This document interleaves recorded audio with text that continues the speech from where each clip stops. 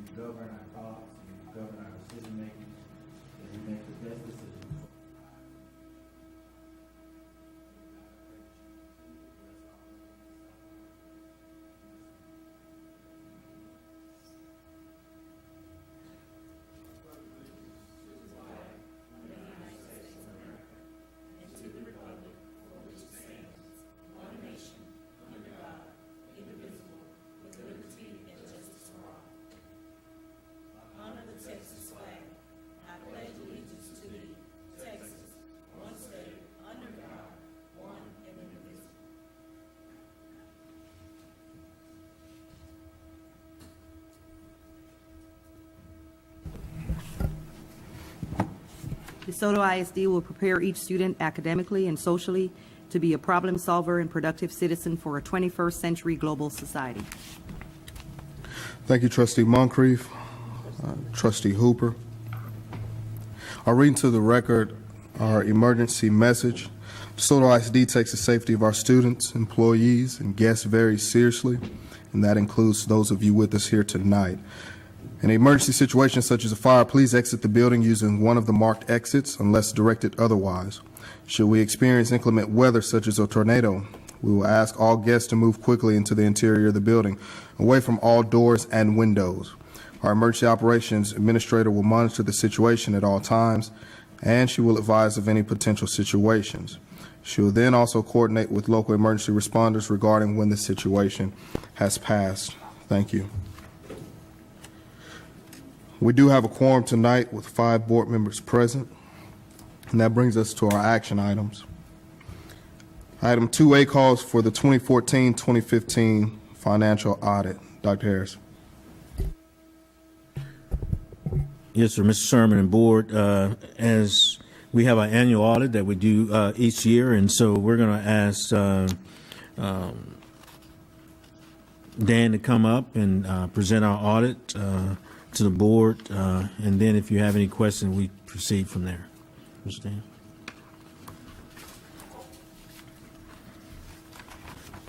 Good evening. Appreciate the opportunity to come tonight and go over the audit report with you. We completed the audit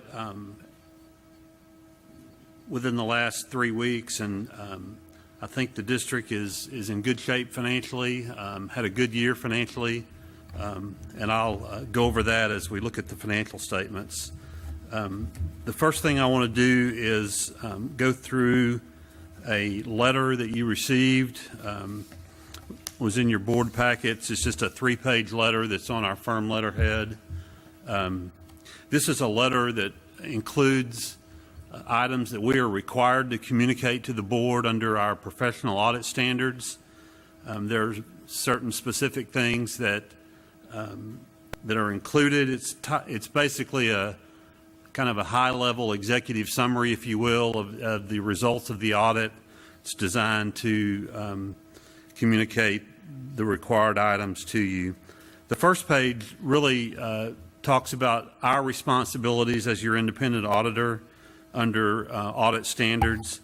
The second page begins some of the specific things that are required to be communicated. The first item being the scope and timing of the audit. We did complete the audit according to the planned scope as set out in our engagement letter. The audit was delayed approximately 1 month due to additional time needed by the staff to close out the year-end books. The second category there deals with your accounting policies and practices. I do want to point out something in this paragraph that's somewhat important.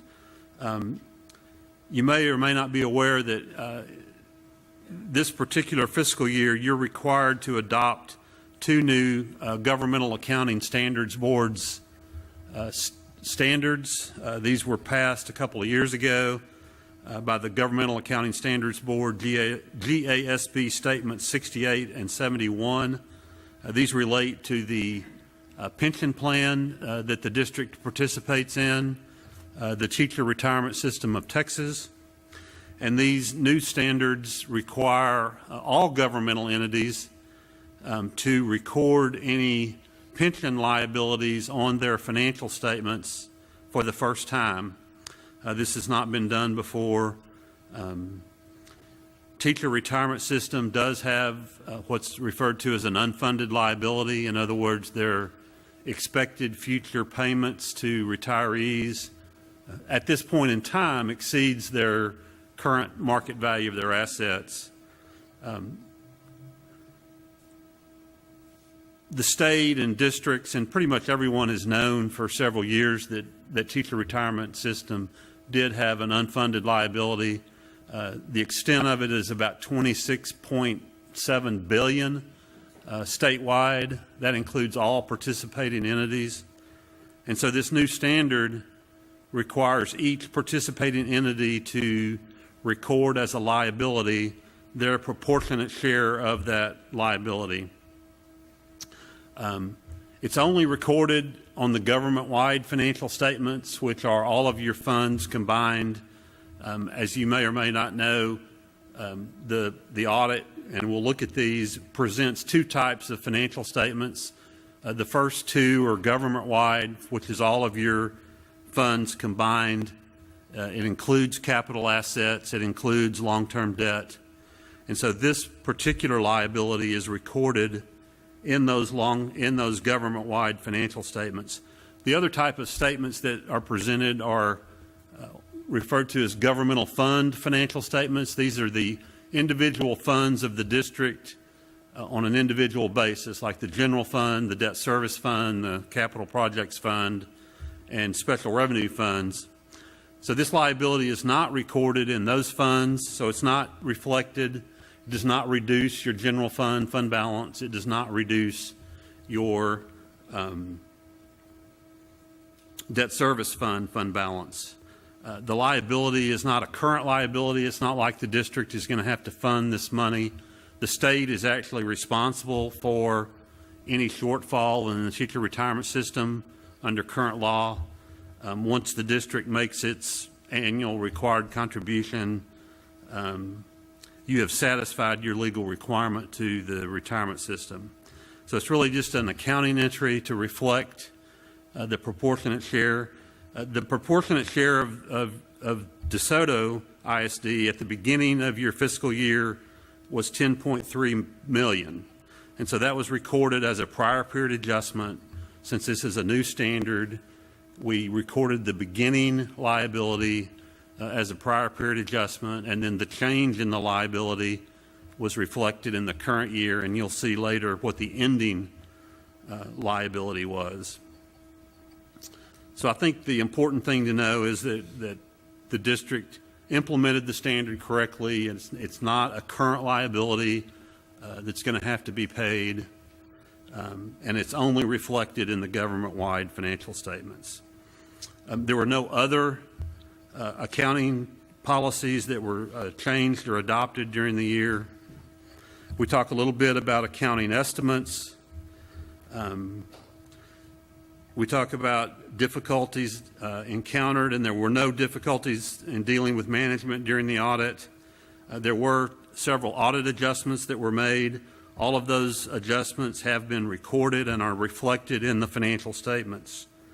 The last page, we state that we did not have any disagreements with management regarding accounting or auditing matters. Management has made certain representations to us about the financial statements. There were no other consultations with independent accountants, And then under other audit findings or issues, we do mention the fact that we did have a finding that we'll look at when we get to the actual report related to the internal controls over preparation of the financial statements, and we'll look at that in detail when we get to the audit. So that's really the what's included in this letter. Are there any questions about that? If not, I'll move on to the actual audit report. I'll just go hit some of the highlights, and then if you have questions, I'll try to answer those questions.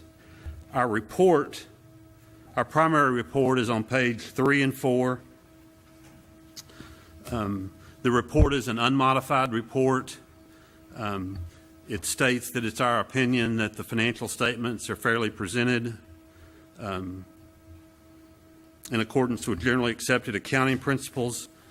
At the top of page 4, we do mention the adoption of the new standards that I just explained to you regarding the pension plan, and it just states that our opinion is not modified with respect to that, which means that the district implemented those new standards appropriately.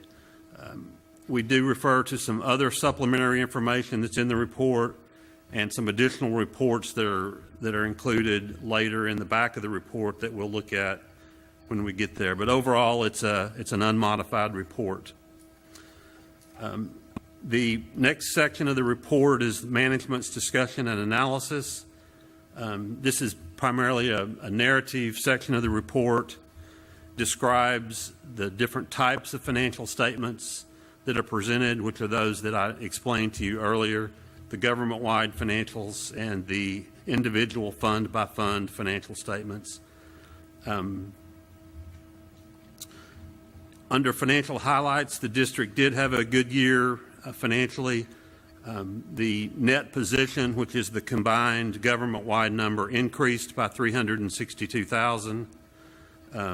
The general fund increased, and at the end of the year, the general fund had unassigned fund balance of approximately $11.2 million, which is about 14.3% of expenditures.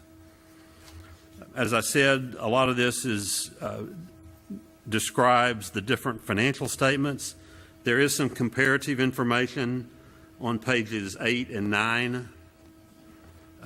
You can see the net position of the district declined from a negative $3.6 million to a negative $13.5 million. Virtually all of that was related to the addition of the pension liability, which the pension liability at the end of the year was right at $9 million. You do have a negative net position, which is primarily related to your capital appreciation bonds. It's not uncommon for a district of this size to have that. When you have capital appreciation bonds, the accreted interest on those bonds, those are the bonds that you don't pay principal and interest on currently, you just pay them at maturity. And TEA recognizes that that's an issue for net position purposes. And so you may be aware that on your first rating, you actually add that accreted interest back to your net position. And that number for you is $64 million, is the accumulated accreted interest on those capital appreciation bonds. So if you add that back to your net position, you would have a positive net position. Your income and expenses on a combined basis are shown on page 9. Your revenues were up considerably, as well as the expenses, and that's a function of the increases in state funding as well as increases in your property tax collections, as well as grants and contributions. To look at the actual financials themselves, those begin on page 15, and I'll just go through these real quickly. The first two on pages 15 and 16 are the government-wide statements, and we just kind of looked at those in summary form. Again, your net position is negative 13.5 million. If you'll look at pay on line 2540, that's the net pension liability that was recorded. Your long-term debt did increase. You issued $9.5 million of new QZAB maintenance tax notes, so those are included in your debt. Again, the revenues and expenses are on page 16, and I think the important thing there is that for your current year operations, your net position did increase by $362,000. It decreased overall because of the prior period adjustment, and that's shown at the bottom of page 16. Page 17 starts the fund by fund financial statements that I mentioned to you. And these are really the financials that rating agencies and the state look at primarily. You can see there on page 17, the first column is your general fund. It ended the year with $16.4 million of fund balance. That is a fairly large increase, $7.9 million, but a large portion of that increase is the result of the unspent QZAB maintenance tax note proceeds. If you look at line 3470, $5.2 million of your general fund balance is restricted for capital acquisition and contractual obligations. That's the portion of that maintenance tax note issue that was still unspent as of as of June 30th. So that is pulled out of the total general fund balance. Your unassigned fund balance is $11.2 million, which is also a healthy increase from the year before. It's a little over $2 million increase. And a lot of that is the result of the timing of your state aid payments. There was quite a bit of money from the 13-14 year that, because of the timing that the state pays you, actually flowed into 14-15. So that increased your fund balance. Your debt service fund is the second column. It has a fund balance of $12.3 million, which is a good, healthy fund balance in the debt service fund. That number went up by $204,000 last year. And that's a function of, growth in your property tax base and things of that nature. The revenues and expenses of the funds are shown on page 19, and I've really kind of already talked about this. You do see there the fourth number from the bottom in the general fund, the issuance of the $9.5 million of maintenance tax notes. Of course, a lot of that was spent, so that's included in the $1.4 million of facilities acquisition, as well as several of the other functions. But overall, your fund balance increased by $7.9 million. 5.2 of that was related to the QZAB.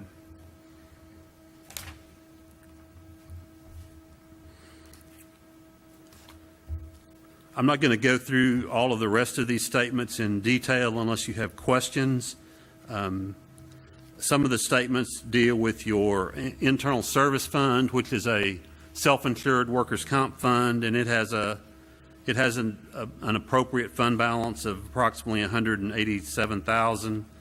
And then there are some fiduciary financial statements that deal with your student activity funds and things of that nature. The notes to the financial statements start on page 28. I won't go through these in detail. A lot of these just provide additional explanation and detail for items in the financials. Your capital assets and long-term debt are detailed on pages 38 and 39. The bottom of page 39 shows your future debt service payments on your bonded indebtedness. It's pegged pretty close to about $13 million a year, fluctuates a little bit year to year. We show a total of 5 years and then groups of 5 years after the first 5 years. And then your final maturity is in 2044. It's a fairly conservative debt service schedule. There's not really a lot of anticipated growth built into the payments, which is a positive thing as you go forward. If you do have property value growth, that gives you some additional bonding capacity. Property taxes on page 40, I'll just point out that your tax collection percentage was 97.9%, which is a good, healthy collection percentage. That's the percentage of the current year levy that was collected. Does not include delinquent collections. There's quite a bit of information beginning on page 41 related to the teacher retirement system and that pension liability that was recorded. It goes through all of the assumptions that were used to calculate that, shows the total statewide liability at $26.7 billion, and then shows your proportionate share of that.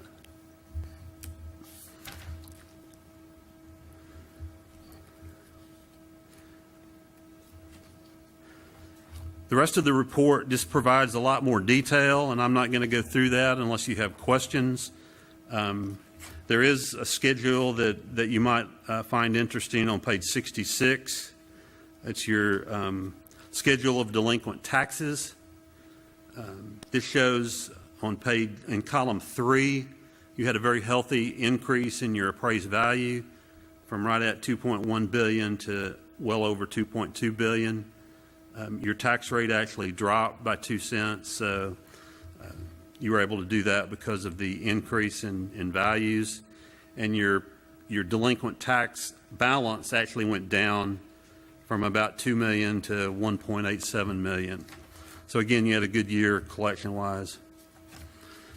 The last section of the report, beginning on page 73, there's 2 additional reports. One is in accordance with government auditing standards and deals with both your federal and state grants. The second report is specifically related to federal programs and what are referred to as major federal programs. Each year we audit different federal programs as major based on the size of the programs and requirements of the federal government. This past year, we audited the Child Nutrition Program and the Gear Up program as major. And the report on those 2 programs is the second report on pages 75 and 76. That's an unmodified report. There were no compliance findings or internal control findings related to those programs. The general report also does not have any compliance issues. As I mentioned earlier, we did have one finding related to the internal control situation, which was really a result of some fairly major turnover and some vacant positions in the finance department. That's all covered at the bottom of page 77 and on page 78. We detail that situation. And then on page 80 is the corrective action plan that management has put in place, and we feel like that's an appropriate corrective action plan. Page 79 deals with, we did have a finding last year related to collateral of your bank deposits. There were 6 days in the prior year when your bank balances exceeded your security, and that was corrected, and there was no recurrence of that situation in the current fiscal year. The last schedule that's in here is on page 81. It's a schedule of all of your federal awards on a detailed project-by-project basis, showing total federal awards of $7.7 million. So that's the extent of my report. Again, I think the district, had a good year financially. You added to your fund balance, and you were able to do some good things with the new QZAB maintenance notes. And I'll be happy to answer any questions that you might have. Thank you, sir. Board, we definitely, this is something we do annually, and I know that we've had this document for a while, so we've had an opportunity to sit with Mr. Laborde and ask any questions, but while the auditor is here, do we have any questions for him?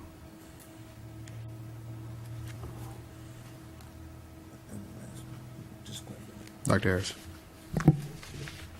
Mr. Sun, just for the record's sake, you do take time to go around and you ask, you interview employees in the finance department, is that correct? That's correct.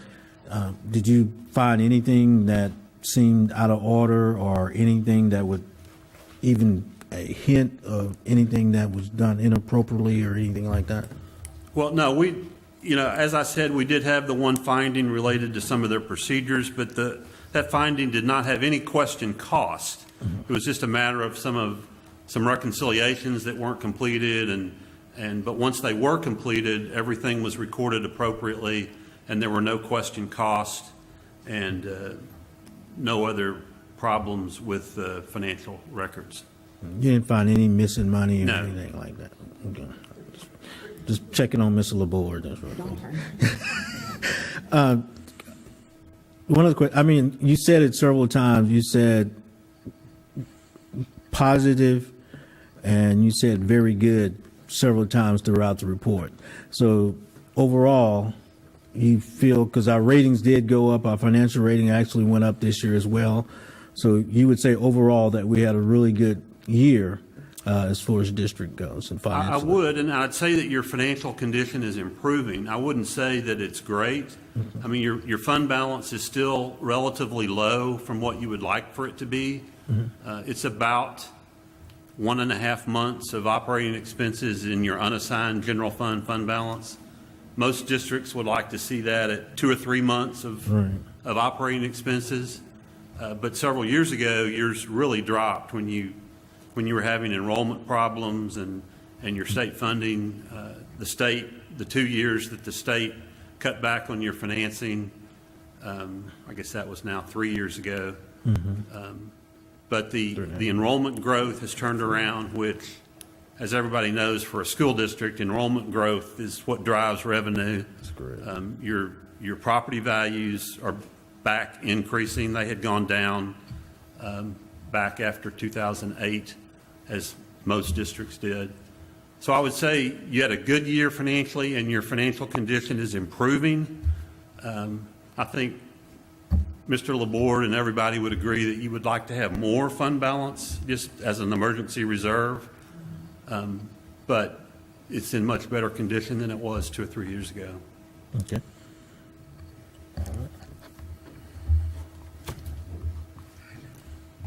Any other questions? Seeing and hearing none, thank you for that, and it makes me feel good as a board president. To your point that you just mentioned, meeting with Dr. Harris today, actually about planning to put more money into the fund balance. So it hears that it's good to hear that we're on the right track, and as well as you guys being accepting of management's response to the finding on page 77. So it's good to hear that that is adequate and that we're in good shape. So our citizens can definitely be proud of that. All right, so thank you so much. If there's no further questions, comments, or discussion, Board, I'll entertain a motion at this time.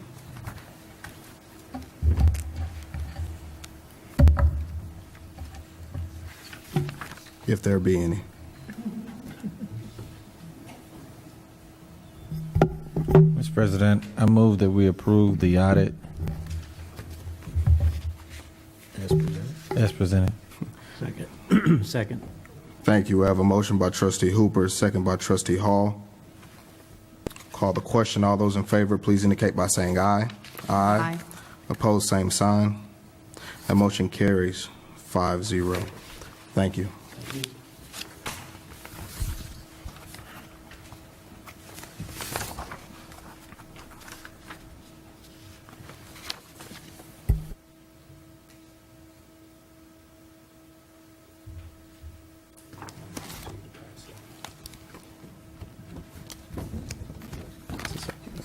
Yes, ma'am.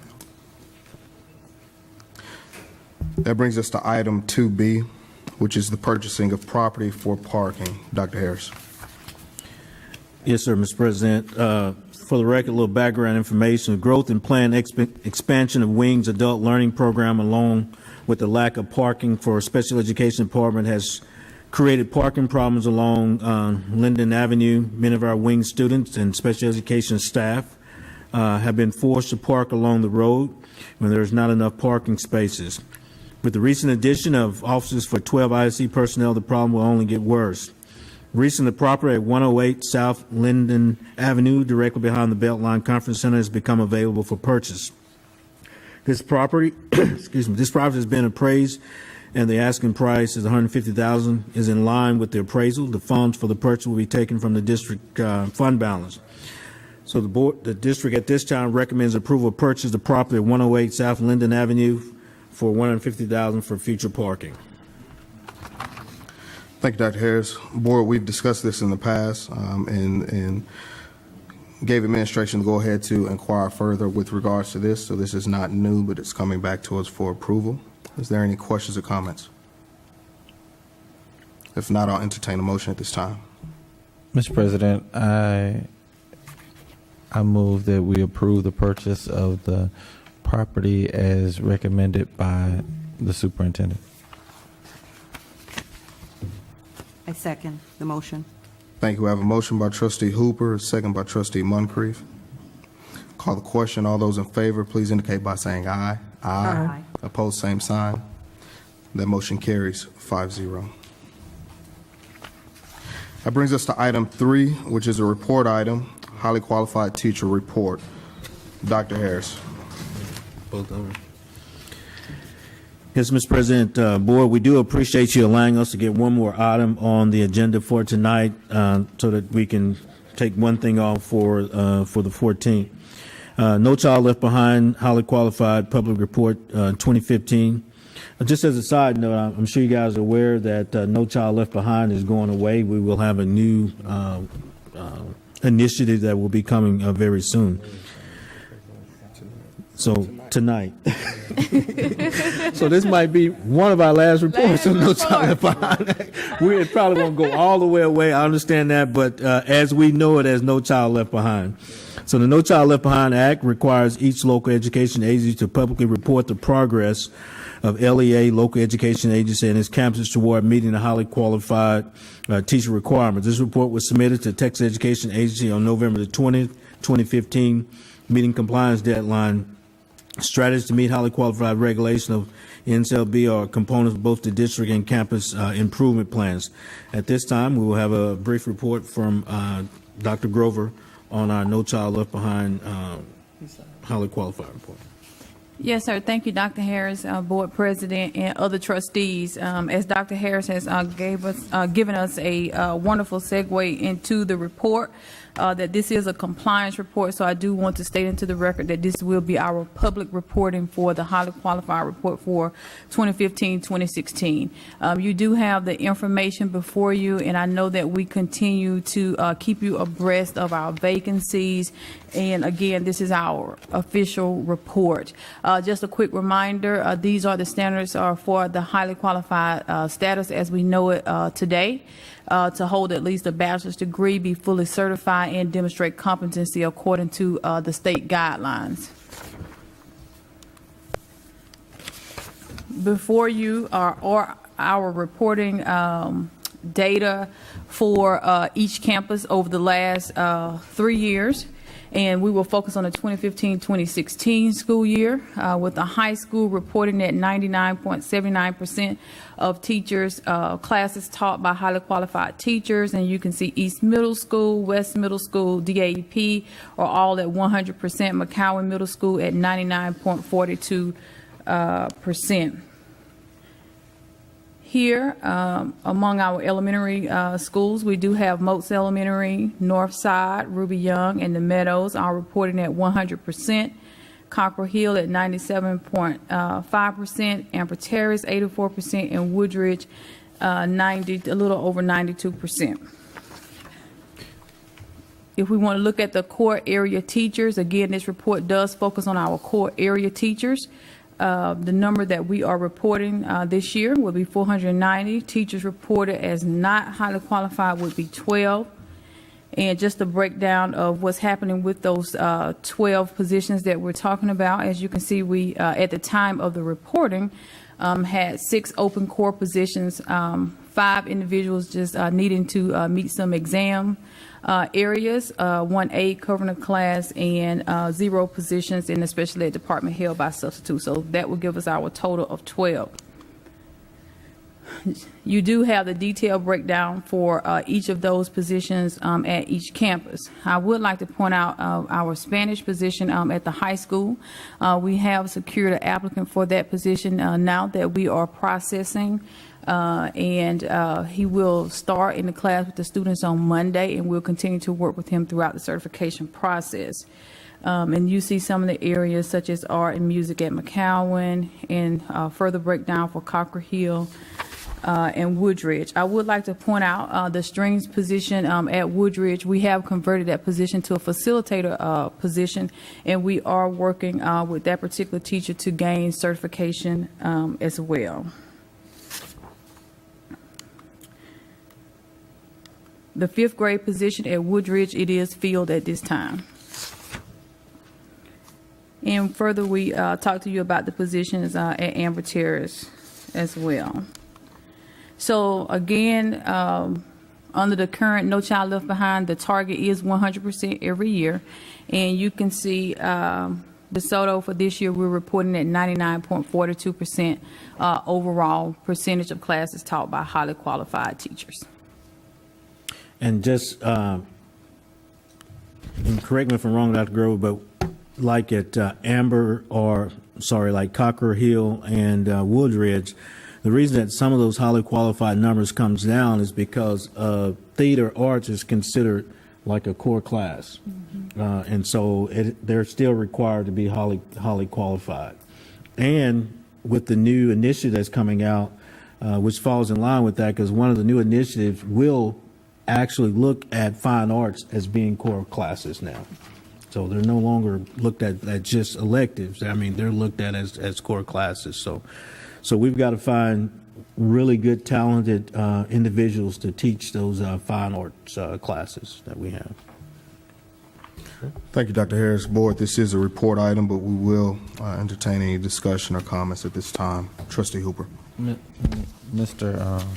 President, to the Director of HR, the strings position, I'm assuming that person just has to have a music education, sir? Dr. Grover? Yes, sir. I'm sorry. I was getting to my notes in regards to that. The strings position? Yes. I'm assuming they have to have, what, a music education? Yes, the music EC through 12 would be Right. sufficient.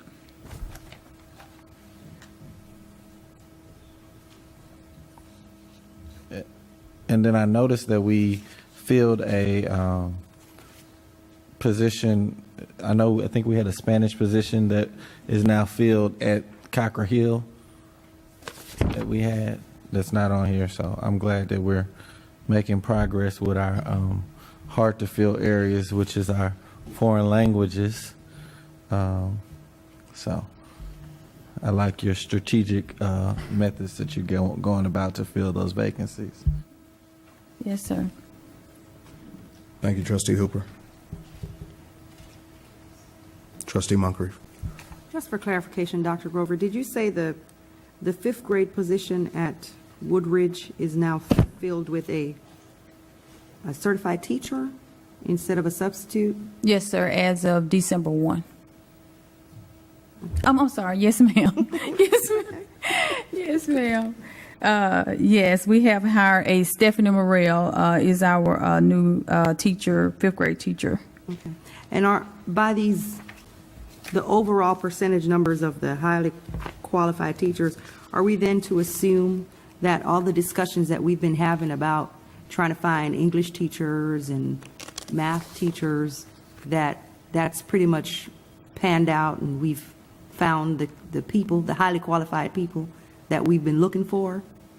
Yes, ma'am. So you make a very good point. Those numbers do represent the core areas, and English and physics and those type of positions that we've had conversations in the past. Those are core classes, and those positions have been filled for those particular areas. So again, it's many of the positions that we're looking to fill right now are many of those specialized type positions. Okay. Thank you. Thank you, Trustee Moncrief. You know, I know we've had discussion about this in the past, and we understand that it's a report that you have to give, and we've had a discussion about highly qualified teachers, right, versus effective teachers, and those are two different things. And so while we have this report, which is, you know, for whatever reason, this was a legislation passed down and all that good stuff, we understand that, but we moving forward, you know, we need to make sure, and this is just a statement in passing, right? We need to make sure, and I know you guys talked about this, you're implementing some type of practice to start hiring sooner, whether that's an offer, contingent on enrollment or availability, however you have to do it. But let's make sure that we're getting these effective teachers in the classroom, because if you're an AP teacher, for example, and your kids can't score a 3 on the AP exam, you don't need to be teaching AP. So we need to have something in place that ushers these ineffective teachers out. I don't care what this report says.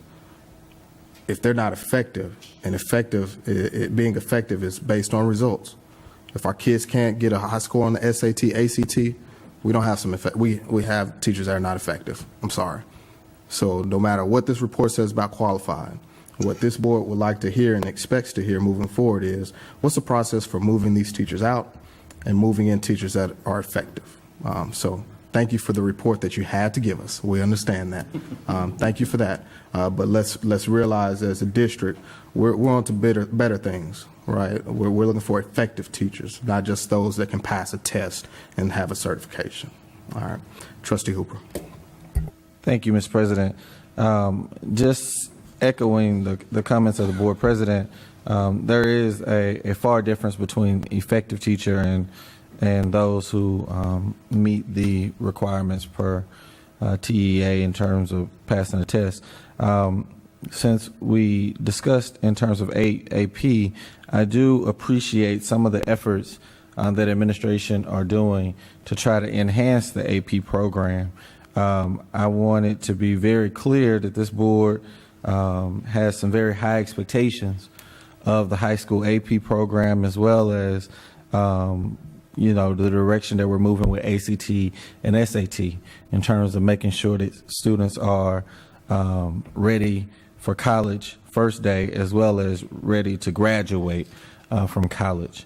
And I've heard some concerns in that in terms of some recent graduates. And so I appreciate the investments that we are making in our AP program specifically. We've heard the cries of the students, and that's something that we take very, very serious. I appreciate the activism that the students have taken and the ownership the students have taken in their own educational future and progress. And I appreciate administration responding quickly and appropriately. And I do want to suggest to the staff that the measures that are put in place to attempt to grow and develop them to be better AP, IB instructors, and for those who are also doing dual credit, that they take heed to that, to grow them, to make them more effective teachers, because we are transforming this district into a world-class district. And it is our recommendation that all who are willing to ride that journey be ready for what the future holds. And those who are not willing to ride that journey, that they just go ahead and jump off the train. Thank you. Thank you, Trustee Hooper. Trustee Dane. Okay, I just have one question, excuse me, for clarification. The highly qualified teachers that we have in the core classes, does that mean that they are no longer probationary, or are some of them still probationary? They could be promoted. Very good question. They could be on a probationary certificate. That is a recognizable certificate, by the state. They could be on the certificate. But in order for them to, so they do have that probationary period. So yes, to answer the question, simply. Okay, so in the future, we should probably try to get more fully certified teachers rather than probationary teachers. Definitely, you're going to always have your tier higher approach. So, of course, we have different messages that are coming across. But, of course, your first tier of teachers that you want to hire, teachers that are fully certified, and meaning that they have passed all of the tests, because probationary means that, you always have that opportunity, that's out there for them to pass the test. I think the message that I'm hearing is that we are going to try to look for the most effective teacher in the classroom. So that will be our focus. Thank you. You're welcome. Great question, Trustee Daniel. Thank you so much for that. Board, seeing no further comments, questions, discussions. That brings us to item 4, which is executive session, and we have no need for executive session tonight. We have no need. And so that brings us to 5, which is adjournment. The time is now. Before we adjourn, make a quick announcement. Let me just give you guys this. I'll be traveling to Texas Tech University on tomorrow morning, very early tomorrow morning, and I will be the guest speaker for induction ceremony of professional educators at Texas Tech. And we've actually started a partnership with Texas Tech University, which will allow us to actually be able to literally have more teachers in our district doing their internship. And then once they're finished with that, they are committed and vested in DeSoto, and they actually do that for a whole year. So pretty excited about the opportunity to do that and to have a partnership with Texas Tech University. That's just another one of our partnerships that I think is going to be really good for us as a district. So looking forward to doing that, and looking forward to representing DeSoto on tomorrow morning. Absolutely. It makes us feel good as a board when anyone from our district is tapped on the shoulder and asked to present, or speak. So congratulations to Dr. Harris. Thank you for your staff, always willing to engage and explore partnerships that benefit this district. And so once again, thank you for that. It's always good when we can go to conferences and they rave about our staff here at DeSoto ISD. So thank you so much. No further comments or questions. We'll do this again on Monday. But the time is now 6:48, and this meeting is adjourned. Monday will be spent.